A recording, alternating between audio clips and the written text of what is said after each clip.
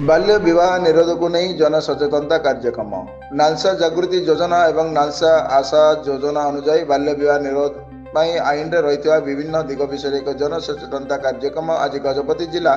अंतर्गत गोसाणी ब्लॉक लावण्यगढ़ ग्राम पंचायत सम्मिलनी कक्ष गजपति जिला आईन सेवा प्राधिकरण सचिव विमल राउल अध्यक्षता तथा पालाखमुंडी स्थित अग्रणी स्वेच्छासेवी संगठन जस्टिस कर्नर चैरिटेबल ट्रस्ट सहयोग में सफलतार सहित अनुष्ठित हो जाएगी। कार्यक्रम में सम्मानित अतिथि भाव जिला अदालत भारप्राप्त cadre public prosecutor Rajesh Kumar Mishra किशोर न्याय बोर्ड सदस्य श्रीमती भाग्यलक्ष्मी नायक गारबंदा थाना sub inspector Kumari Ambika Benia Gosani block ICDS supervisor Shrimati Tapaswini Jena तथा पालाखमुंडी स्थित जस्टिस कर्नर चैरिटेबल ट्रस्ट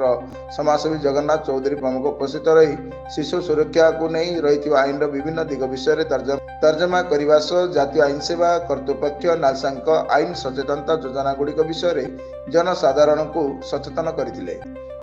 विशेषकर बाल्य विवाह निरोध एवं दुर्बल वर्गर लोक न्याय प्राप्ति संपर्क में आज कार्यक्रम में विशेष भाव चर्चा कराइथिला।